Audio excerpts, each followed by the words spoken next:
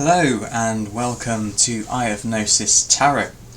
My name is Ewan and we come here today to look once again at the Thoth Tarot deck, going through the suit of wands. Now if you've not seen the previous videos, I highly recommend you go back and watch them to gain greater context for this video, but if you don't want to, that's absolutely fine. And the same can be said for the Divinatory Interpretations, which you can find in the timestamp down in the description, because that's going to be coming at the end. But I do once again recommend you watch the description on this card and the symbolism to give a bit more context to your readings and the interpretations. So here we have the Five of Wands. The 5 wands here stand boldly at the front of the card. We have 2 lotus-topped wands, and these are the minor adept of the Order of the Golden Dawn. And these cross in parallel with 2 phoenix-topped wands, which you can see here. And these are the major adept in the Order of the Golden Dawn. In front of them looms this big wand here, and this wand here is the wand of the major adept, sorry, not the major adept, I've already said that, the chief adept, should I say, the chief adept of the Order of the Golden Dawn. 10 horn-like flames burst out from behind the wands, which are presented on this deep yellow background. Upon the Chief Adept's wand we see the astrological signs of Saturn and Leo. So we've transitioned here from Aries to Leo in the fire signs. The Four of Wands, union and stability, has impregnated it with the formula for every other number. As soon as 4 existed outside of 3, the possibilities for creation became endless. Thus a terrible but beautiful child is born from the marriage of 4, and its name is the 5 of Wands, which is Strife. And again, you can't really see it because I've got a rubbish camera, but we've got Strife at the bottom here. It's the name of the card. And if you do like these videos and I get enough likes and subscribes, then I'm going to upgrade my camera for you all. I might redo these videos. The concept of 5 is a simple question. If 4 can exist, then why not 5? It is the rebellious child of 4's happy marriage, and the opposable thumb of creation. However, 4 can maintain itself in perpetuum, so a radical solution is needed to overthrow the old order. 5 is that revolution and is the Sephiroth of Geberah, translating as strength. Its existence inherently destabilizes the limitations of 4, and with this change, creation can now reach its infinite potential. Geberah's rebellious nature is linked to the infamous pentagram. The stable square or diamond of 4 has been toppled by a 5th point, and whilst the pentagram and the pentagon can maintain themselves, they are inherently less stable than their quadrilateral parents. The pentagram is not only a symbol of rebellion, but also that of matter. Indeed, the two are one and the same. Matter is the child of energy, yet it is forced to work within the set of laws established by its parents, that being the doing and being aspects of energy. This inherent contradiction within the 5 of Wands is represented here by Saturn in Leo. Saturn is slow, heavy and constrictive, and often represents time.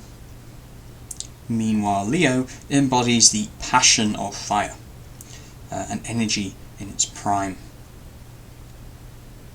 Geberah is fiery enough, being ruled by Mars, and now with Saturn's influence restricting it, 5 is quite literally ready to explode. In short, 5 creates the perfect storm to break free of the limitations of 4 and set new precedents for creation. So let's have a little look at the symbolism here in the card. The Wand of the Chief Adept takes centre stage here in this card. It is symbolic of the fusion of the 4 alchemical agents and the 5th element, spirit. So again we have 5 as a prominent number here in the 5 of Wands, surprisingly enough. Thus the pentagram of reality is born and holds authority over the subsequent creation. The winged sun or globe here at the top of the wand is an ancient symbol of this unity and can be found across ancient Egypt, Mesopotamia, Anatolia and Persia. It in fact is a chief symbol within the Zoroastrian faith, symbolising the one god.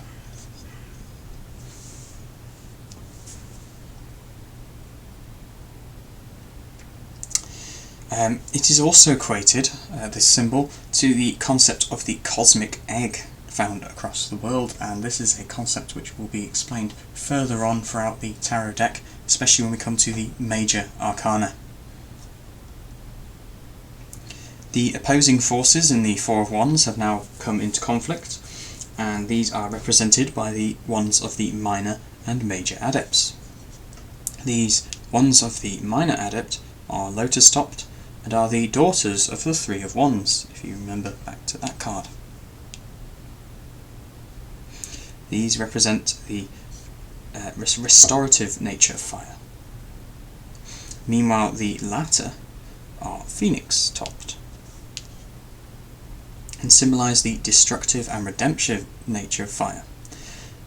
These two feminine influences can be seen in the dual aspect of the Egyptian goddess Bastet, who also has a second aspect known as Sekhmet, as well as the Hindu Parvati, who also has the aspect of Kali to her. So this dual feminine aspect of being both creative and destructive. And just a note there, again, this has got nothing to do with gender, this is to do with the universal concept of being. Crowley regarded the Five of Wands as one of the most important minor arcana.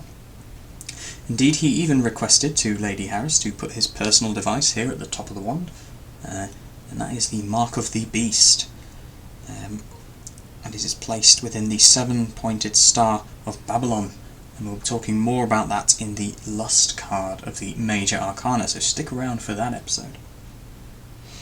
And this crowns the Chief Adept's wand here. Again, it's hard to see on this camera, so I do highly recommend you get a set of these cards, and the full-size cards too, because they are beautifully intricate works of art. Crowley considers strife to be a necessary and dignified force, for without it, existence becomes stagnant. Yet chaos does not reign here in the Five of Wands, despite its name, strife, and this concept of 5 being a revolution. For the presence of the Chief Adept's wand keeps the opposing forces of this card directed towards a singular goal. An organised rebellion is more likely to succeed than a disparate rabble. So now we'll come to the divinatory interpretations of the card. Happy destruction is perhaps the concept embodied best by the Five of Wands. The phoenix must die in order to be reborn. It represents a revolution, challenge, conflict, and of course, strife. All the fives are unpleasant in their own way, but the Five of Wands is perhaps the most necessary and preferable way to end things. So if I was going to pull a 5 card, I'd want to pull the Five of Wands. When well dignified, it represents breakthroughs, protest, refreshment, renewal, and boldness. When ill dignified, the card invokes crisis, fighting, struggle, rage, prodigality, and trickery. the key word here is destruction. The end of all unnecessary limitations and order. Just to clarify, that's the end of order, not creating order. So thank you again for watching one of these Thoth Tarot tutorial videos and joining me here today.